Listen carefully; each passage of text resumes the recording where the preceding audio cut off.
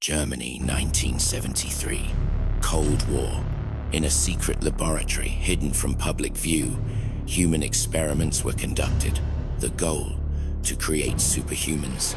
But something went wrong. The lab was shut down and the lower floors were bricked up. Decades later, the building became an ordinary office center, but the elevator remembers everything. We see a modern office floor. People in suits are walking down the corridor. Among them is Lena, a young girl who enters the elevator. Lena presses the button for the first floor. The elevator starts to move, but suddenly jerks sharply. The light flashes. Lena looks at the panel. The numbers begin to change rapidly. She presses buttons in panic, but nothing helps. The elevator stops. The doors open. Total darkness. Lena pulls out her phone, but the screen flickers and goes out. She steps out of the elevator, stepping into the darkness. Suddenly, she hears whispering that turns to shouting. She turns around. The elevator closes and rides away upwards. Lena is left alone. Her breathing can be heard in the silence. Suddenly, a growl is heard from the darkness. She screams. The sounds of a struggle. The screams are cut short. Silence. Police and Lena's relatives. The monitor shows that the elevator went down to -50 floor. Everyone's in shock. No one dares to go down. The police decide not to risk it. Lena's relatives, in desperation, publish ads, hire military mercenaries to search for her. At that moment, the mercenaries appear. 4 men in military uniforms, carrying flashlights, weapons, and equipment. They agree to go downstairs. The elevator with the mercenaries moves down. The lights are flashing. One of them jokes, "So boys, ready for a hell of a ride?" The elevator stops. The doors open. Darkness. The mercenaries come out.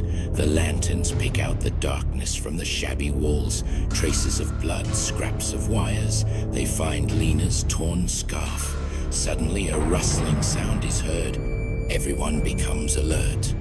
One of the mercenaries shines his flashlight in the direction of the sound.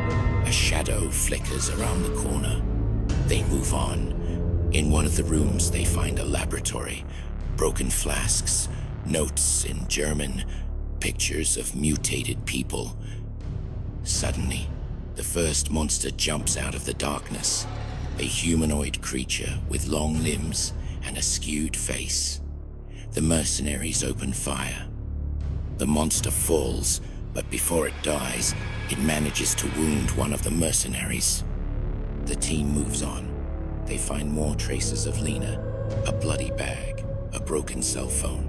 Suddenly, a rumbling sound is heard. The walls begin to shake. One of the mercenaries says, "We are not alone." Monsters emerge from the darkness. Former humans, mutated beyond recognition. They attack. The mercenaries shoot back, but there are too many monsters. One of the mercenaries shouts, "Retreat." They run down the corridor, but the way is cut off.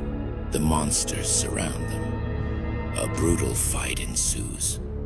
One of the mercenaries chops off a monster's head with an axe, but he is grabbed and dragged into the darkness. The other detonates a grenade, killing several monsters, but is killed. 2 remain. They find Lena. She's chained to the wall in one of the labs. Her eyes are blank. Her body shows signs of experimentation. She whispers, "Help."